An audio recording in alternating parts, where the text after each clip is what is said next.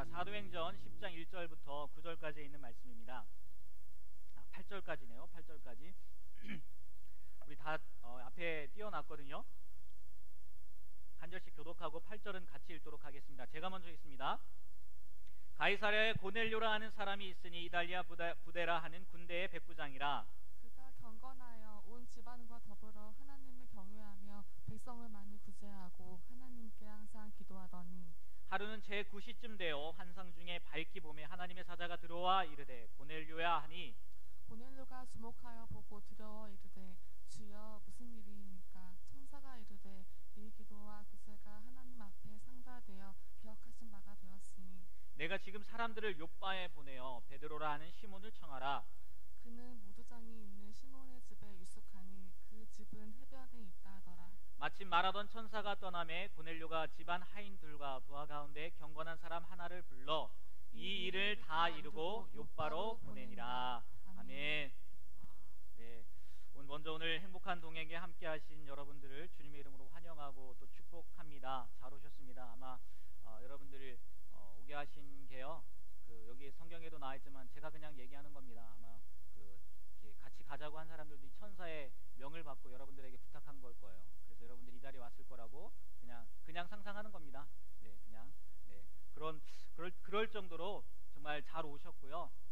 이 시간 귀한 나눔을 갖고 또 귀한 생각을 갖고 귀한 결단을 갖고 돌아가게 되길 바랍니다. 친구 따라 강남에 간다고 하잖아요. 그런 얘기 있지 않아요? 친구 따라 강남 간다. 근데 이 강남보다 먼 곳이 교회인 것 같더라고요. 아마 그럴 거예요. 정말 쉽지 않은 발걸음이었을 거라고 생각하는데 이 귀한 교회까지 오신 건 너무나 감사합니다. 이 짧은 시간 하나님께서 준비해 놓으신 귀한 선물을 받게 되길 기도합니다. 오늘 함께 읽은 말씀 가운데 등장하는 사람이 있습니다. 누구였는지 아십니까? 네, 세 글자였어요. 누구였을까요?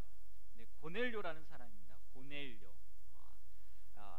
이 사람이 사는 곳은 어디였냐면 가이사랴라는 곳이었어요. 지도를 보면 조금 편할 것 같아서 제가 지도를 준비했습니다. 우리 지도를 한번 잠깐 볼까요? 네, 이게 이스라엘의 한 부분적인 지도입니다. 그런데 여러분들이 보듯이 가이사랴가 어디 있습니까? 여기에요, 여기. 네, 여기. 이 고넬료라는 사람이 이 지역에 살았다는 겁니다. 해변 도시입니다. 해변 도시. 그리고 이 가이사랴라는 게 이게 시죠. 그 뜻이거든요. 그러니까 작은 도시가 아니었어요. 아마 우리로 따지면 부산 정도 같은 그런 큰 도시지 않았을까 그렇게 생각이 돼요. 고넬료가 여기에 살았고요. 그리고 직업이 뭐였냐? 직업은 백부장이었습니다. 그런데 그냥 백부장이 아니라 이탈리아 군대라고 생각하면 됩니다. 이탈리아 군대의 백부장이라고 이렇게 설명을 해요. 왜? 그냥 백부장, 로마 백부장 하면 되는데 이탈리아라는 말을 썼냐? 순수 혈통이라는 걸 강조하기 위해서 그렇고. 지금 이 시대에는 로마의 속국이, 이스라엘이라는 나라가 로마의 속국에 있었어요. 그러니까 로마가 이스라엘을 지배하고 있었죠. 그런데 이 가이사랴라는 지역에 고넬료라는 백부장이 있었는데 이탈리아 부대, 순수 혈통이라는 거죠. 대단한 사람이라는 겁니다. 한마디로 말해서. 직업은 그거였다는 거예요. 군인이었고 백부장이었다는 거죠. 백부장을 보니까 300명에서 한 600명의 군인을 거느리는 사람을 백부장이라고 했더라고요. 그러니까 그래도 그냥 완전 높은 직은 아니었지만 그래도 어느 정도의 고위직에 있었던 거죠. 그런데요, 오늘 성경 말씀에 보니까 이 고넬료를 설명하는데 가이사랴에 살았더라, 이탈리아 부대의 백부장이었다, 이렇게만 끝낸 게 아니라 뒤에 또 다른 설명들을 붙였더라고요. 또 다른 설명이 뭐였냐면 우리 2절 다시 한번 읽어볼까요? 2절.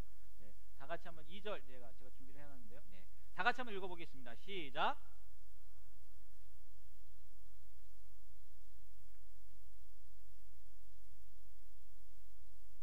네, 고넬료는 경건한 사람이었다는 거예요. 우리 경건, 제가 그래서 이 경건이라는 단어가 있어서 사전적 의미를 한번 찾아봤습니다. 사전적 의미 한번 다 같이 한번 읽어볼까요? 마음의 태도가 어떤 것을 소중히 받들고자 하는 데가 있어서 엄숙하다는 뜻이라는 거예요. 우리 경건하다, 뭔가 엄숙하다, 네? 그런 뜻이 있잖아요. 사전적인 의미는 그렇다는 거예요. 그런데 우리는 성경을 보고 있지 않습니까? 성경에서 경건은 도대체 어떤 의미일까? 라고 찾아봤어요. 그랬더니 성경에서 말하는 경건은 지금 띄웠는데요. 다시 한번 읽어볼까요?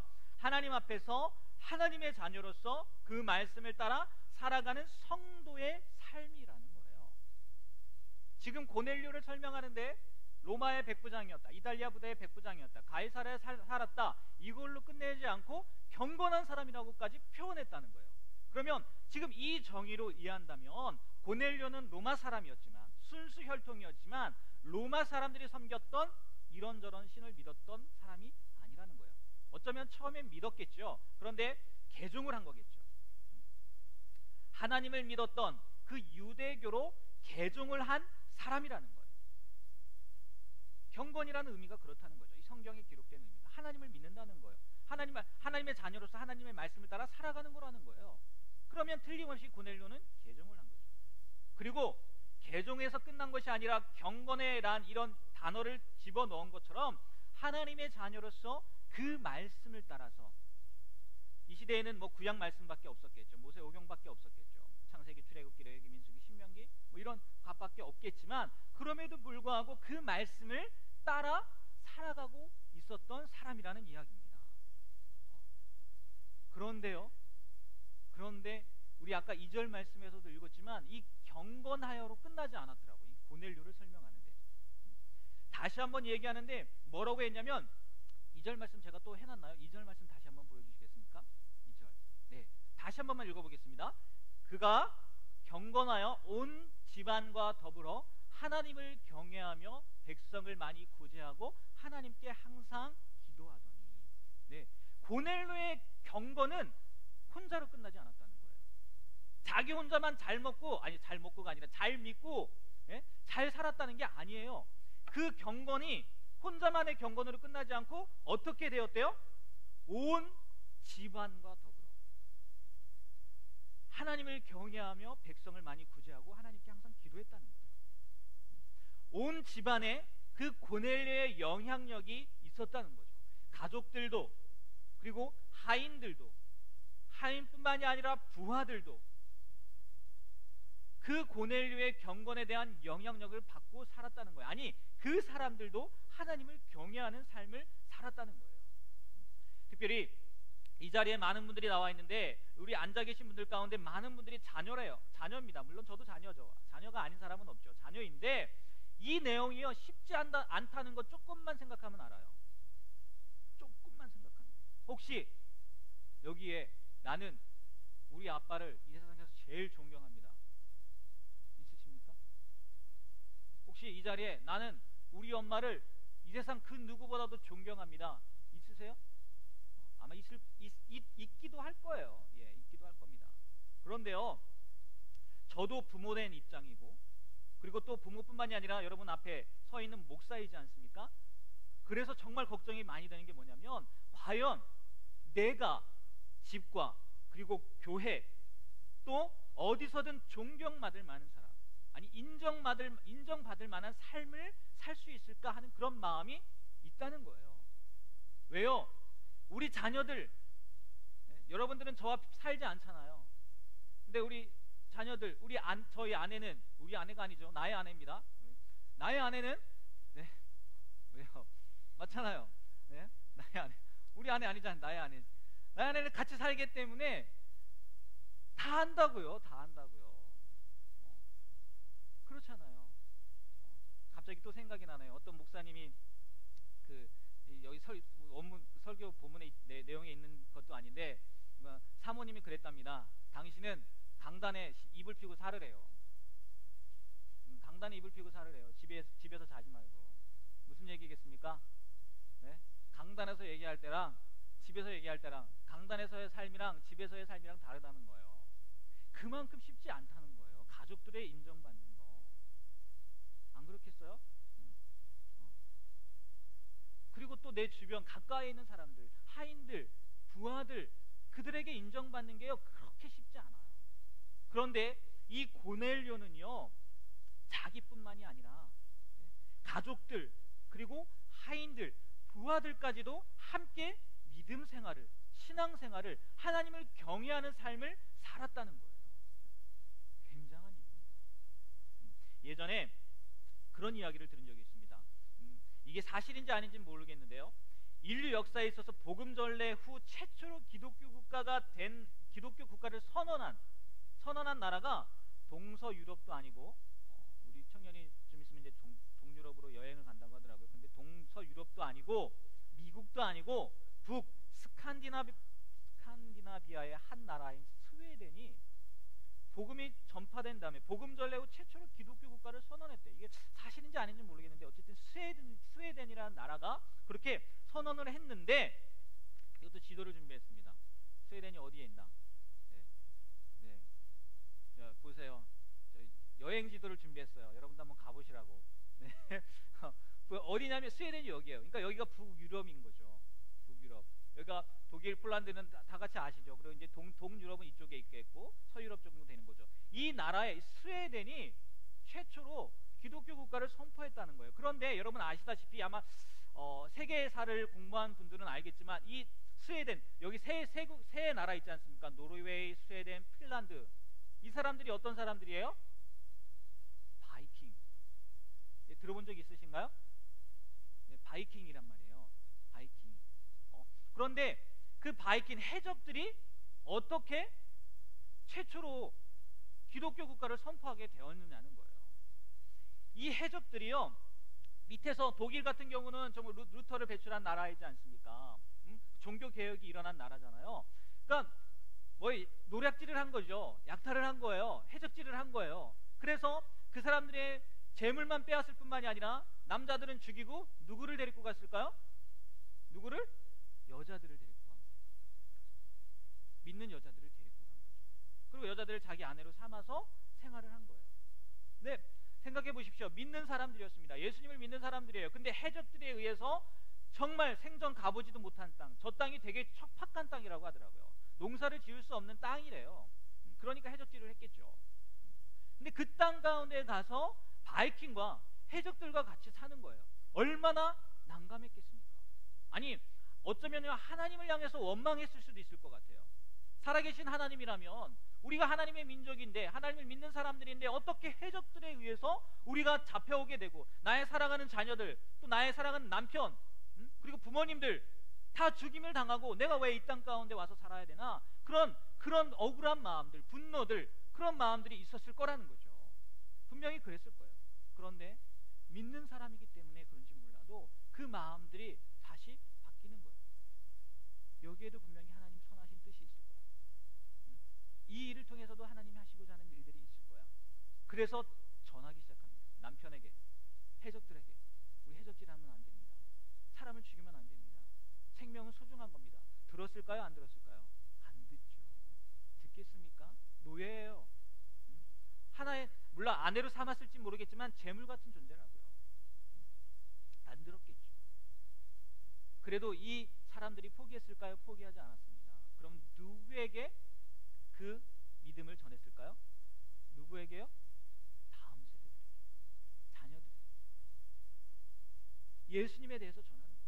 야, 우리 아버지는, 너희 아빠는, 아니면 누구는 이렇게 해적을 하지만 이거는 정말 하나님이 기뻐하는 일이 아니야. 우리는 정말 하나님 안에서 올바로 살아야 돼. 생명을 소중히 여겨야 돼. 그러면서 정말 이 자녀들이 나중에 어른이 되어서 아빠와 같은 그 해적질을 할 나이가 되어서 했다는 거예요? 안 했다는 거예요? 안 했다는 거예요. 복음으로 바뀌었다는 거죠. 그래서 이 바이킹족이 복음화가 된 이유는 어머니들의 신앙교육이었다라는 이야기가 있다는 거예요. 물론 제가 이 예화를 드는 거는 뭐 어떤 부모 밑에서 자라느냐에 따라 그들의 가치관, 삶의 방향, 태도가 바뀐다는 것, 이런 이야기도 되겠지만 한번 생각해 보시라는 거예요. 한번 생각해 보시라는 거예요. 그럴 일이 없겠지만, 그럴 일이 없길 바라지만 아무리 그 어머니들이 교회를 열심히 다니고 신앙심이 되게 좋아요. 막 매일 새벽 예배 오고요, 때가 되면 철야하고요, 금식하고요, 막 그래요. 그런데 자녀들 앞에서, 아니면 남편 앞에서, 다른 사람들 앞에서 인정받을 만한 삶을 살지 않았다고 생각해 보세요. 어머니가 살아계실 때 어머니가 하도 어머니의 성화 때문에 매일 그냥 매주 한 번씩 교회 나갈 수는 있을 것 같아요. 그런데 어머니가 돌아가시고 나서 나를 상관하지 않는, 나를 간섭하지 않는 그런 상황에 있다면 과연 그 자녀들이 어머니처럼, 아니 어머니처럼 하면 안 되겠죠? 정말 스스로 신앙생활을 제대로 할 수 있었겠느냐는 거예요. 그러지 못했을 거라고 생각해요. 그만큼 그렇게 예수님에 대해서 전하지만 그 안에 또 뭐가 있었던 거예요? 삶에서 본이 되는 모습이 있었다는 거죠. 고넬료가 그랬다. 로마인임에도 불구하고 기독교가 아니었죠. 그때는 당시 유대교죠. 유대교로 개종하고 그의 신앙적인 뿐만이 아니라 신앙생활뿐만이 아니라 그의 삶에서도 본이 되었다는 거죠. 그러니까 가족들도 하인들도 또 부하들도 이 고넬료와 함께 하나님을 경외하는 사람들이 되었다는 거예요. 그리고요, 이거는 그 삶에서 뿐만이 아니라 구제의 측면까지 이어지더라고요. 구제. 아까 우리 2절 말씀 읽어서 좀 오래전에 읽어서 참 기억이 나지 않겠지만 하나님을 경외해야 한다고 했고요. 또 뭐라고 했냐면 많이 구제했다고 했어요. 자, 나의 가족들, 나의 바운더리 안에 있는 그 사람들에게 인정도 받았을 뿐만이 아니라 또 고넬료가 무엇을 했냐? 구제를 했다는 거예요. 구제가 뭔데요, 여러분? 구제가 뭡니까? 어려운 사람, 어려움이나 위험에 빠진 사람을 돕거나 구하여 주는 것을 구제라고 해요. 고넬료는 자기가 가진 것으로 자기만 잘 먹고 잘 살았던 게 아니에요. 가족만 돌봤던 게 아니에요. 또 누구를 돌봤던 거예요? 이웃도 돌봤다는 거예요. 주변에 불쌍한 사람들, 어려운 사람들도 도왔다는 거죠. 결코 그들을 바라보고 모른 척하지 않았다는 거예요. 게다가요, 오늘 성경 말씀에 뭐라고 표현되어 있냐면 만이라고 했다고. 만이. 성경에요, 어느 한 글자도요 의미 없이 쓴 글자가 없다고 이야기해요. 왜 굳이 만이라고 했겠습니까? 최선을 다했다는 거죠. 힘껏 했다는 거죠. 고넬료는 우리 때만 되면은 정치인들이 하는 거 있지 않습니까? 어디 가가지고 사진 찍고 막 그런 거 있잖아요. 그런 식으로 하지 않았다는 거예요. 평소의 삶이 그랬다는 거죠. 어쩌면 힘에 버거울 정도로 구제했을 수도 있을 것 같아요. 그러니까 존경받았겠죠. 그렇게 구제를 했다는 거예요. 그래서 그런지 몰라도 오늘 말씀 읽지 않았지만 10장 8절까지만 읽었지 않습니까? 근데 10장 22절 말씀에 보면 이렇게 표현되어 있습니다. 백부장 고넬료는 의인이요 하나님을 경외하는 사람이라 유대 온 족속이 칭찬하더니.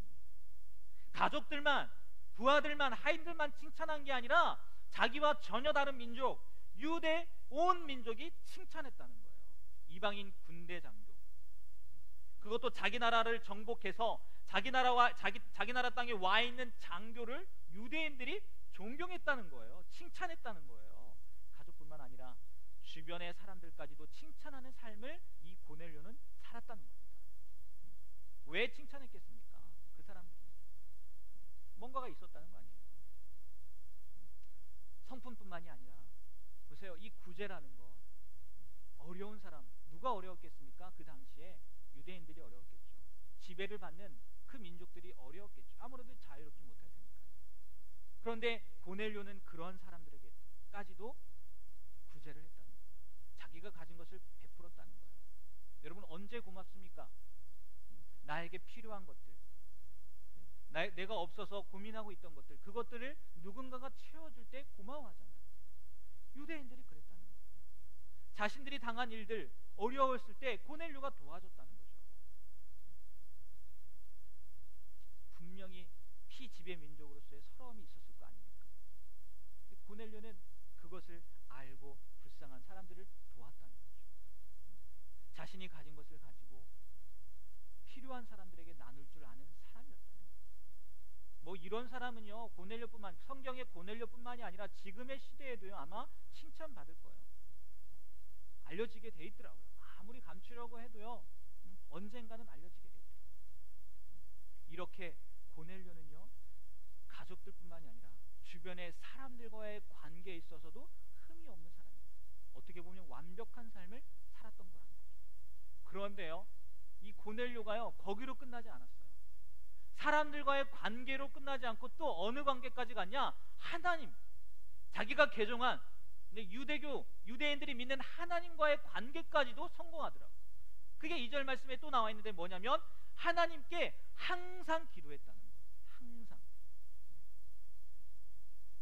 기도는 왜 하는 것이겠습니까? 여러분 기도 왜 하세요? 네? 네?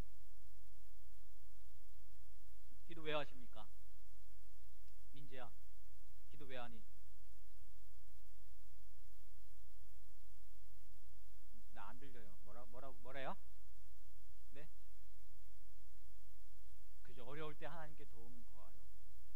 그렇게 생각할 거예요. 맞아요. 그게 시작입니다. 시작이에요. 내가 어려우니까, 내가 힘드니까, 뭔가 필요한 것들이 있어서 아마 기도할 거예요. 나의 소원을 말해서, 소망을 이루기 위해서. 이거는 근데 시작이에요. 그러면 기도는 왜 하느냐? 여러분, 부부를 생각해 보십시오. 부부 결혼을 했어요. 사랑해서 했겠죠. 근데 대화를 한마디도 안 해요. 그걸 부부라고 할 수 있겠습니까? 네? 그걸 부부라고 생각한다면 네, 그렇게 사십시오. 말리지 않겠습니다. 아마 어느 누구도 그걸 부부라고 생각하지 않을 거예요. 부부라면 대화를 하겠죠. 하나님을 믿는 사람이라면 누구와 대화를 해야 되는 거예요? 하나님과 대화를 하는 거죠. 물론 민지의 이야기처럼 나의 어려움, 나의 소원, 소망들을 구해요. 근데 그거는 정말 시작이에요. 다음은 뭐냐? 하나님과 교제하기 위함이라는 거죠. 이 당시에 이스라엘 백성들, 하나님을 믿는 사람들은 하루에 5번씩 기도했다고 하잖아요. 5번씩.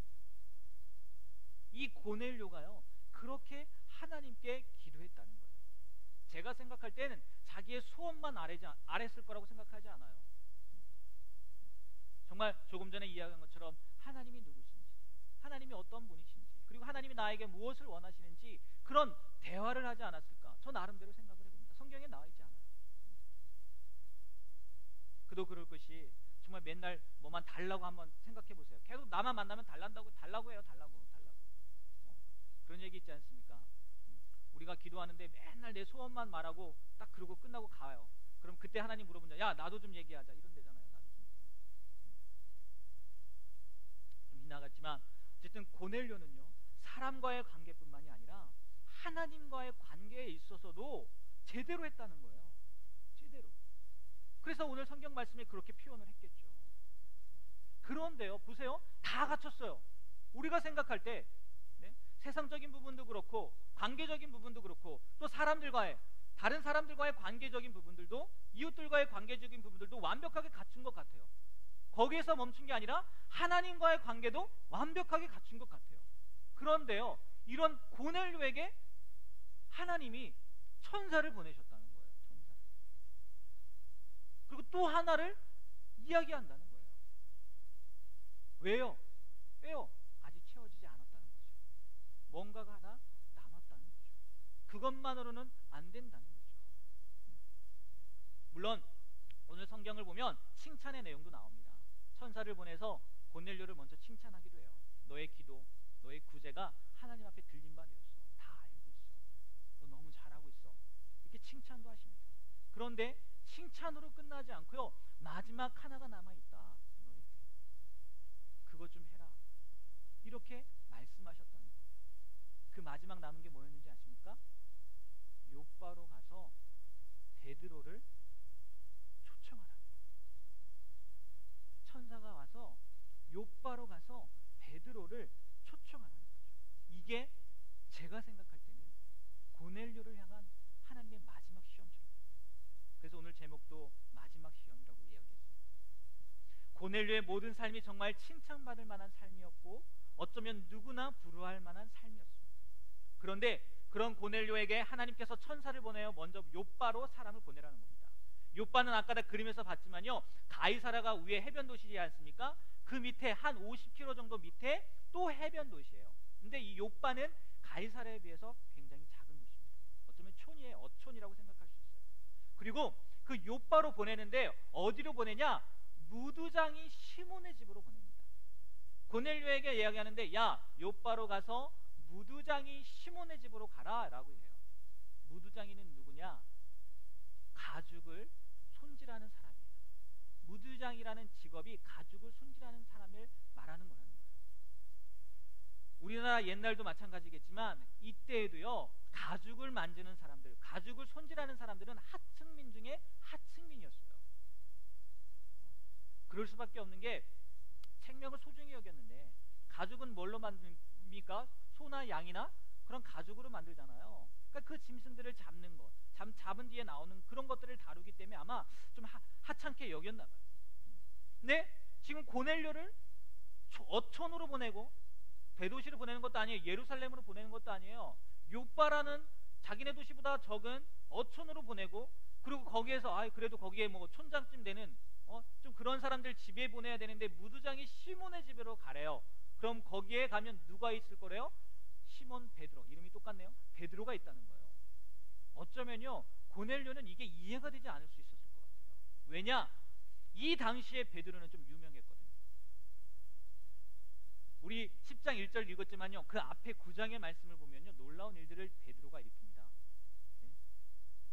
중풍병자 애니아라는 그 여자를 고치고요, 심지어 다비다라는 죽은 여자도 살려요.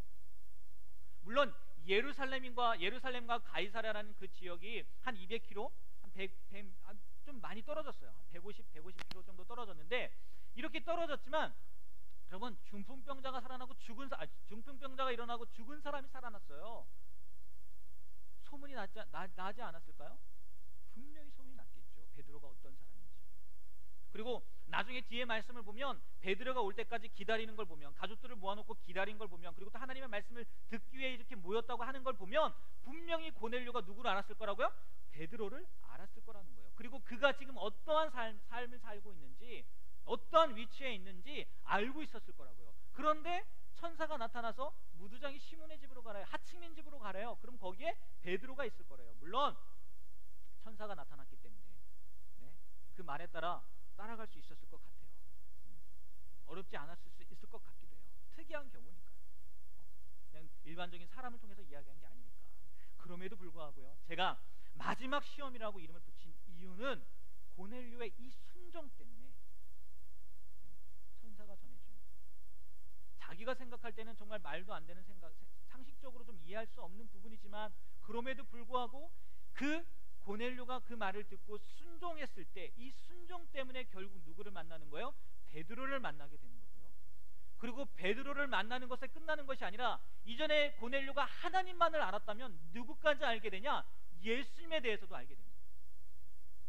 하나님을 믿는 믿음에서 끝난 것이 아니라 예수님을 믿고 더욱이 거기에서 성령님을 경험하게 된다는 거예요. 성령님을 만나게 된다는 거예요. 그런 결과로 이어지기 때문이라는 거죠. 여러분, 우리는 조금 불리하긴 합니다. 고넬료처럼 유리하진 않아요. 왜요? 천사가 나타나서 예수 믿으라고 하지 않잖아요. 정말 가끔은 있지만 기적이 일어나서 예수님을 믿게 되는 일이 늘상 있는 일은 아니잖아요. 그래서 우리는 조금 불리한 것 같긴 해요. 하지만 지난주도 말씀드렸듯이요, 하나님의 음성을 들어본 사람, 그리고 이런 기적을 경험한 사람, 천사들을 만나는 사람, 극히 일부라는 거예요. 지금은 여러분의 옆에 있는 사람들, 그리고 누군가를 통해서 하나님이 듣게 하신다는 거예요. 그 이유도 말씀드렸죠. 만약에 하나님의 음성을 직접 들으면 어떻게 된다고요? 저처럼 됩니다. 저처럼 돼요. 그리고 사도 바울처럼 돼요. 그러니까 하나님이 웬만하면 안 들려주시는 거예요. 그럼에도 불구하고 듣고 싶다면 들려달라고 하십시오. 말리지 않겠어요. 주변 사람들을 통해서 듣게 하신다는 거예요.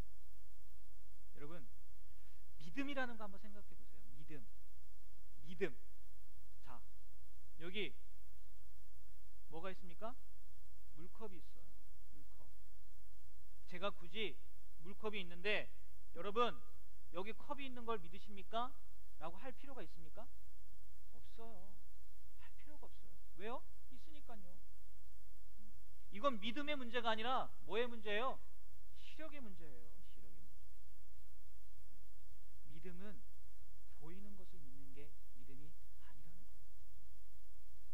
믿음은 보이지 않는 걸 믿는 게 믿음이라는 거예요. 고넬료도 어떻게 보면 천사가 말은 해줬지만, 욥바라는 그 어촌도, 그리고 무두장이 시몬의 집도, 또 베드로도 보지는 못했어요. 그러나 그 천사의 말을 믿고 뭐 한 거예요? 순종한 거죠. 그리고 정말 순종해서 사람을 보내었더니 베드로를 만나게 되는 거예요. 베드로가 전해준 예수님을 믿게 된 거고, 예수님을 믿음으로 말미암아 성령을 경험하게 되었다는 거죠.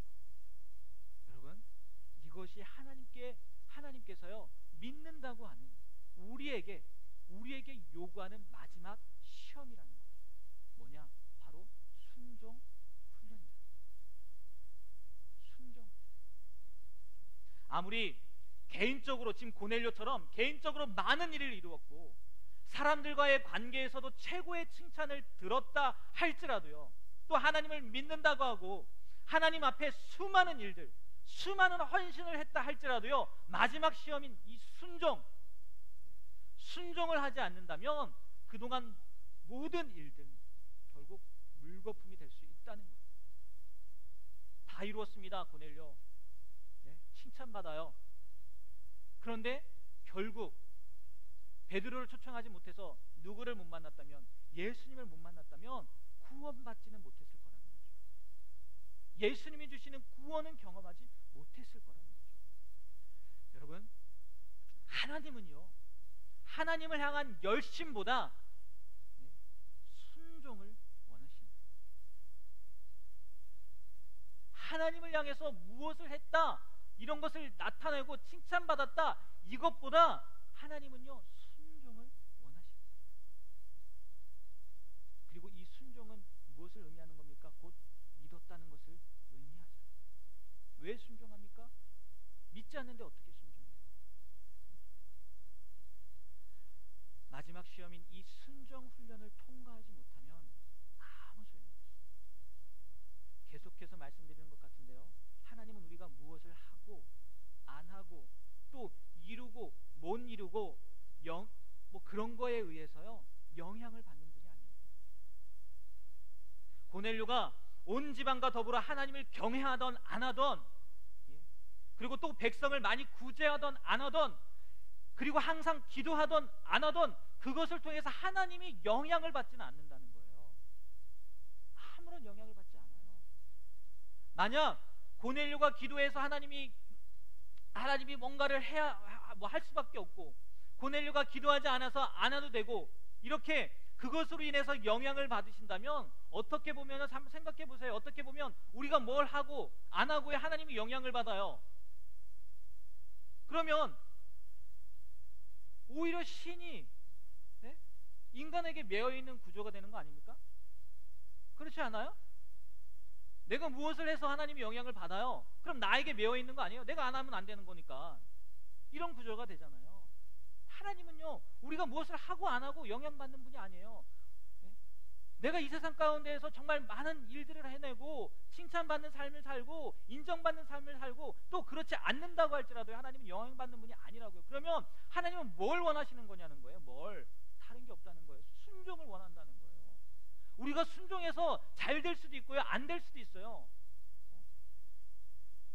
순종했다고 해서요 늘 성공만 하는 건 아니라고요. 근데 왜 하나님이 그걸 요구하시냐는 거예요. 그 결과로요, 아니요, 순종하나 안 하나, 이걸 보기 위해서 하나님이 우리를 시험한다는 거예요. 유혹이 아니라는 거예요. 마지막 시험이라는 거예요. 이걸 명확하게 깨달았으면 좋겠어요. 믿지 않는데 순종하겠습니까? 하나님은 그걸 보시길 원합니다. 믿는지 안 믿는지.